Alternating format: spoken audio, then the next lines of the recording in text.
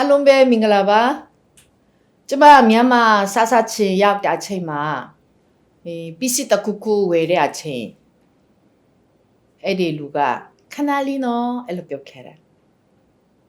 ကိုယ်တော့မှတွားယူရမယ်တဲ့အဲ့ဒါကျမစောက်တယ်9မိနစ်10မိနစ်မလာဘူးဟဲ့ခဏလေးပြောပြီးမှဘလို့မိနစ်20မှာရောက်လာတယ်အရာစိတ်ဆိုးလာတယ်ဘာဖြစ်လို့ခဏလေးပြောလဲအဲ့လိုမျိုးကိုအင်ဂျီဆိုင်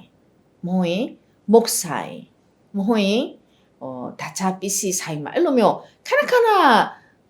တွေ့ကြုံတဲ့အချိန်မှာလေနောက်မှဆိုရင်ခဏလေးနော်အဲ့လိုပြောရင်လေကျမကဟုတ်ကဲ့လို့မပြောတော့ဘူးဘယ်နှမိနစ်စောင့်ရမလဲအဲ့လိုအချင်းမေးတယ်မေးမယ်ဆိုရင်သူကနိုင်ရွက်လောက်ကြားတယ်ဒါဆိုရင်ကျမကနိုင်ရွက်ကအချိန်ကနဲလားများလားကျမကအရာများတဲ့အချိန်ဖြစ်တယ်ဒီတိုင်းနိုင်ရွက်စောင့်တာကအရာနှမျိုးလို့ဒါဆိုရင်ကျမတခြားကိစ္စ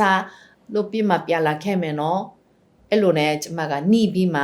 နေခဲ့ပါတယ်ပြီးတော့ကျမတို့အိမ်ငှားတဲ့ကိစ္စနဲ့ပွဲစားကလေခေါ်သွားတယ်နီးနီးလေးပဲအဲ့လိုပြောတယ်ဒါပေမဲ့နေပူတဲ့အချိန်မှလေလာလျှောက်ပြမှာမိနစ်20သွားတဲ့အခါနီးဆိုနီးလေးပဲပြောပြီးမှဒီလောက်အဝေးစီးမှအဲ့ဒါကျမတို့ကားလည်းမရှိဘူးလေအဲ့လိုဖြစ်ခဲ့တာပေါ့တခါတလေဘာဖြစ်လို့လူတွေကအဲ့လိုပြောနေကြတယ်လဲမသိဘူးဒါကြောင့်ကျမကလေခဏလေးဆိုတာ1မိနစ်5မိနစ်များရင်5မိနစ်10မိနစ်ပေါ့အဲ့မိနစ်20တွိုင်ခဏလေးတော့ဒီမှာမစင်စားဘူးဒါပေမဲ့ဘာဖြစ်လို့ဒီမြန်မာလူတွေကခဏလေးဆိုပေမဲ့နိုင်ရွယ်လဲခဏလေးတရေလဲခဏလေးတပတ်လဲခဏလေးစောင့်နော်ကျမတော့နားလေလို့မရခဲ့ပါဘူးဖုန်းဆက်ပြီးမေးကြည့်မယ်နော်အဲ့ဒီဖုန်းဆက်ပြီးမေးတာကဘယ်လောက်ကြာအောင်မလဲဒါပေမဲ့အဲ့ဒါကတပတ်ကြာတယ်နှစ်ပတ်ကြာတယ်အဲ့ဒါဆိုရင်ကျမအရာနားမလဲတဲ့အချိန်ရှိခဲ့ပါတယ်ဒါပေမဲ့ကျမစဉ်းစားတယ်နေနဲ့ဒီကိုရီးယားနိုင်ငံမီဇီထက်မြန်မာနိုင်ငံကခွန်စာကျဲတယ်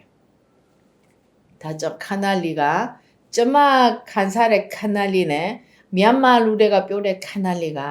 ကွာမှာပေါ့ဒီစိတ်ဝင်လာခဲ့တယ်အခုဆိုရင်ကျမလည်းခဏလေးနော်ပြောရင်ဘယ်လောက်စောင့်ရမလဲမေးတယ်ဒါပေမဲ့ကျမလည်းအခုစောင့်နေပါတယ်ပြီးတော့တကယ်လူတွေကအလုံးကိုစိတ်နဲ့မတူဘူးလေလူတယောက်နဲ့တယောက်ရဲ့စိတ်လည်းမတူတယ်လို့ပဲဒီလောကမှာအသက်ရှင်တဲ့အချိန်လဲကိုတဘောကြတဲ့တိုင်းကိုစန္ဒတိုင်းဖြစ်လာမယ်အရာကဘယ်နှခုရှိမှလဲမတူတဲ့အရာကပိုများတာပေါ့ဒါကြောင့်နီးရမယ်ဟိုဘက်ကလူကိုလည်းစဉ်းစားပြီးမှအချင်းနီးပြီးမှဒီအသက်ရှင်တဲ့အရာကတကယ်အရေးကြီးပါတယ်ကိုဖက်မှာပဲစဉ်းစားပြီးမှစကားပြောမယ်ဆိုရင်ရန်သူကများလာမယ်ထင်ပါတယ်ဒါကြောင့်ကျမတို့ကဘယ်အရာမှာဆိုနီးပြီးမှအသက်ရှင်တဲ့အရာလဲတင်ယူရမှာဖြစ်ပါတယ်